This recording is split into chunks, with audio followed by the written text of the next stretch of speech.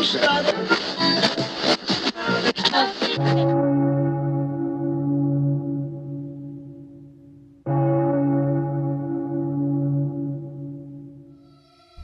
to your station 1999K Radio, where the dead speak.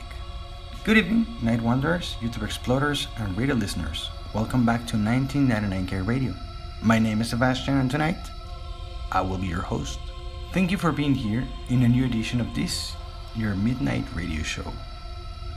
Today we'll have a great show for you guys. Tonight, November 13, 2023, we are starting transmission. So tell me, how was your week? This week I had the chance to watch The Lighthouse Golem, released on 2016, directed by Juan Carlos Medina, with Bill Nighy in the role of the investigator John Kildare. It is an entertaining movie set in England, revolving around a serial killer known as the Golem. Actor Bill Nighy portrays Detective John Kildare of Scotland Yard, who is assigned to investigate these murders. In the film, we see characters like Karl Marx being investigated in connection with these murders, which is actually kind of funny. And you're gonna be able to find a painting by the great William Blake titled The Ghost of a Flea. If you see it in the movie, let me know in the comments where you found it. A funny thing is that William Blake's paintings also appear in one of my favorite movies, which is Red Dragon, a prequel for The Silence of the Lambs. He was an outstanding painter. And also this movie makes reference to the Golem story, which is a tale from Jewish folklore where they will bring to life a golem made out of clay and use it as a helper, as a companion, sometimes even as an assassin. There's a very old movie, like around 1920s, about it. I also had the opportunity to watch for the 10th time, maybe 11th, The Exorcist 3, Legion. This movie is on my top 10 favorite horror films. It was directed, written, and based on the novel by William Peter Blatty, Legion. This is a movie that I definitely love, with the fabulous performances of George C. Scott as Detective Kinderman, Jason Miller as the Patient X, and the iconic and legendary Brad Dourif as the Gemini Killer. For those of you who haven't seen it yet, this movie is set several years after the event of The Exorcist. The victims of an executed Gemini killer begin to reappear in the city, and Detective Kinderman reopens this closed case to investigate what is really happening. And if I tell you that the movie is good, the book is even better. I love how the characters are developed, and Brad Dourif's performance in the film truly shines. It's amazing. I really love it. I love it in this film. But anyway, let's quickly move to the birthdays of this week. On November 6th, we celebrate the release of The Dark and the Wicked, which turned 3 years old since it arrived in theaters in 2020. Awesome movie. Definitely, if you can watch it, definitely do it. November 7th, the movie Frailty. This hidden gem of horror and suspense hit the big screen on 2001, featuring Bill Paxton, love him, and Matthew McConaughey. Now, November 8th, we celebrate a very important birthday, which is the birthday of the writer who made vampires famous till this day, the great Bram Stoker. He was born in 1847. November 9th, but in 1984, A Nightmare on Elm Street hit theaters, the movie that resurrected New Line Cinema from the graveyard. We all know Freddy Krueger, and we all love this film. In this very same day, we also celebrate the release of a Christmas movie, Silent Night, Deadly Night. It was also released in 1984. And finally, but definitely not less important, in 1988, Child's Play was released. Definitely a very good day for horror. November 10th, we want to wish a very happy birthday to Claude Rains, born in 1889, who grew up to portray the iconic character like the Invisible Man in the 1933 movie and The Phantom of the Opera in 1943. November 11th, but in 1994, Interview with the Vampire hit theaters. In 1988, Ghost Town hit theaters, and Schizo for 1976 were released. And finally, but not less important, November 12th, we celebrate the release of the movie The Mad Ghoul. On 1943, awesome film. Definitely, if you have the patience to watch an old movie, you definitely should take your time to do it. Now, let's move to the main topic of this episode. Witches. Witches. Filled with legends, myths, stories, and folklore.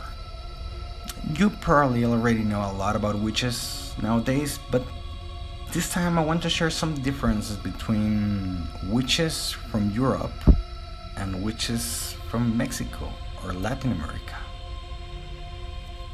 Because believe me, there are several. As probably you already know, witches are women who, by selling their souls to the devil, become capable of performing rituals, casting spells, and brewing potions. They gather at gatherings and dance around bonfires, making invocations and offerings to the devil during the Sabbath. And we must say there is no image more associated with witches than women riding their broomsticks in the night sky with a full moon on the background, wicked laughter, and of course, many misfortunes linked to them. Witches, as we know today, are often experts in herbalism and healers. However, in the past, many malevolent beliefs were associated with them. In my research, mostly out of curiosity, I've come across some interesting details. For example, in Mexico, it was never common to see witches flying in broomsticks. In fact, nobody says they fly that way. It is said that during the nights, in wooden areas, people saw balls of fire flying among the trees. While European and American witches were believed to feed on babies and small children, in Mexico it's a little bit different. It is said that they use their long and thin tongue, like needles, to pierce a baby's soft spot in the head and suck out its life or blood. The child may appear with bruises or even lifeless. But this is said to happen only to unbaptized children. In the Anglo-Saxon culture, it is said that to keep witches out of your home, you should place a small cloth bag filled with salt, as witches are compelled to count each grain of salt before entering. The same principle applies to brooms. You could leave a broom at the entrance and the witch will count each of its branches before coming in. It was also said that witches could shrink in size to enter through keyholes, so they recommend leaving the key in the lock of inside the house. In case a witch managed to enter your home, it was recommended that you sleep with a Bible under your pillow, or it could be a silver dollar or a knife.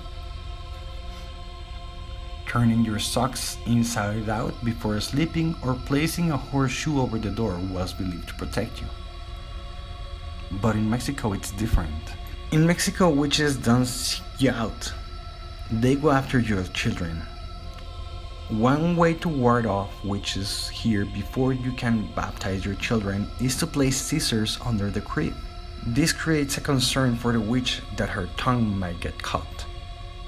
You can also put a garden scissors in a cross shape with a man's hat on top. If you see the fireballs flying above you, you have to shout out the names of women. By guessing the witch's name, she will temporarily lose her powers and fall. The legend of the fireballs stems from the idea that witches aren't truly human anymore, but wear a human disguise. It's said that at night they remove their legs and sometimes their human skin.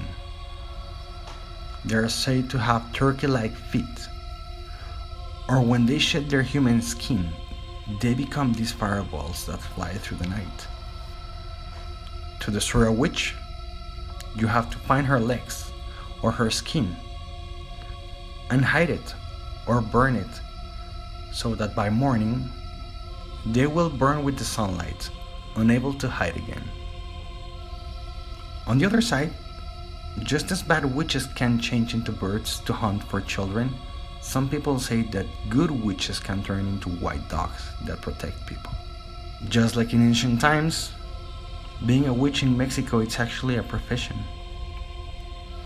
They can cast spells to make someone love you, bring money to your house, and in cases of those who use black magic, to destroy your enemies. As an additional side note, I have to tell you that I've met some Mexican and European witches and they don't really appreciate being portrayed as ugly with big noses. To be honest, they were actually quite pretty. So something that I would like to hear from you is how witches are represented where you live. And how do you ward them off from entering your homes? I'll read you in the comments below. Well, that's how we conclude this week's episode. As always, you're more than welcome to contact me. I'll leave the Instagram link below if you want to chat a little bit or send me a message. And I'll be here next Monday.